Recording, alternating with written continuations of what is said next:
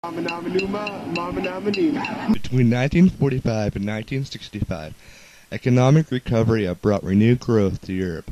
Nevertheless, the political divisions between Western and Eastern Europe remained, and so did a culture of protest in the US of A. Soviet leaders in Eastern Europe have now recognized that Moscow can only maintain control over its satellites in Eastern Europe by granting them leeway to adopt domestic policies appropriate to local conditions. As a result, Eastern European communist leaders now adopted reform programs to make socialism more acceptable to their subject populations.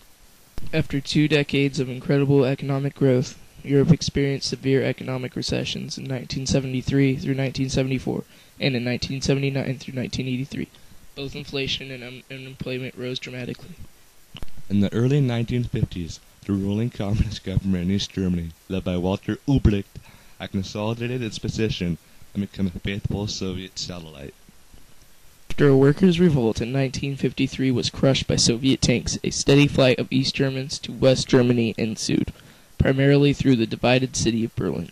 The exodus of most skilled laborers created economic problems and led to East German government in 1961 to build the infamous Berlin Wall, separating the West from East Berlin, as well as equally fearsome barriers along the entire border of West Germany.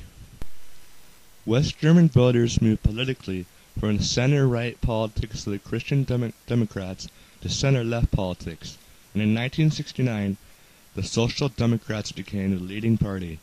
The first Social Democratic chancellor was Willy Brandt. Brandt was especially successful with his opening toward the East, for which he received the Nobel Peace Prize in 1972. After President Nixon resigned, the period following from 1973 to the mid-1980s was one of economic stagnation, which came to be known as stagflation, a combination of high inflation and high unemployment. In part, the economic downturn stemmed from a dynamic change in oil prices. Oil was considered a cheap and abundant source of energy in the 1950s, and the Americans had grown dependent on imported oil from the Middle East.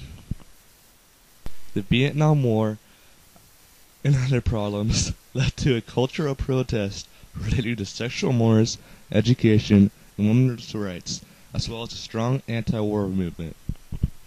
The permissive society was a label used by critics to describe the new society of post-war Europe. World War I had opened the first significant crack in the rigid code of manners and morals of the 19th century. The 1920s had witnessed experimentation with drugs, the appearance of pornography, and a new sexual freedom. Sweden took the lead in the propagation of the so-called sexual revolution of the 1960s. Sex education in the schools and the discrimination of homosexuality were but two aspects of Sweden's liberal legislation. The rest of Europe and the United States soon followed Sweden's example. The introduction of the birth control pill, which became widely available by the mid-1960s, gave people more freedom in sexual behavior. The decade of the 1960s also saw the emergence of a drug culture, especially among young people. For most college and university students, marijuana was the recreational drug of choice. For young people more interested in mind expansion into higher levels of consciousness, Timmy Leary, who had done psychedelic research at Harvard on the effects of LSD, became the high priest of hallucinogenic experiences. Before World War II, higher education had largely remained the preserve of Europe's wealthier classes. Enrollments grew dramatically. In France, 4.5% of young people attended a university in 1950. By 1965, the figure had increased to 14.5%. But there were problems. Classrooms with too many students, professors who paid little attention to their students, and administrators who acted in an authoritarian fashion led to student resentment.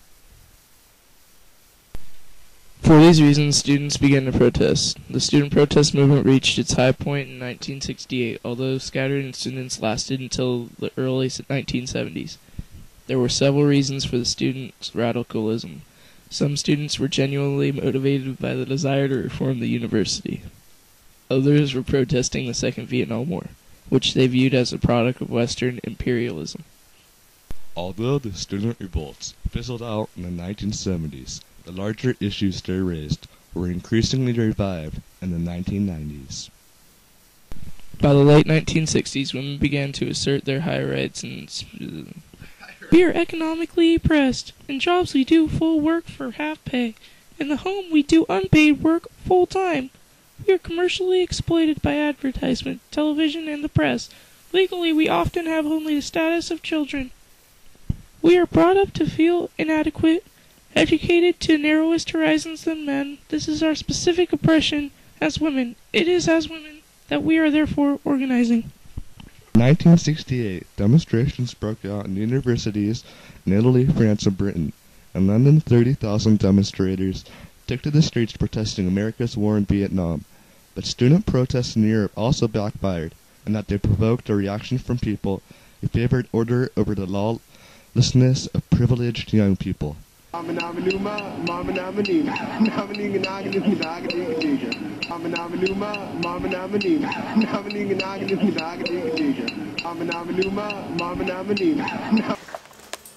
What are you doing? Now you're recording, see? Now you're recording. There's a light on the front.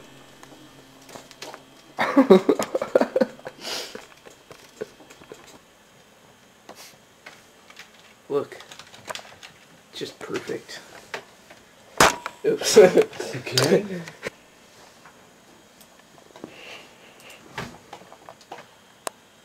Look at what? Jimmy Watkins? No. Why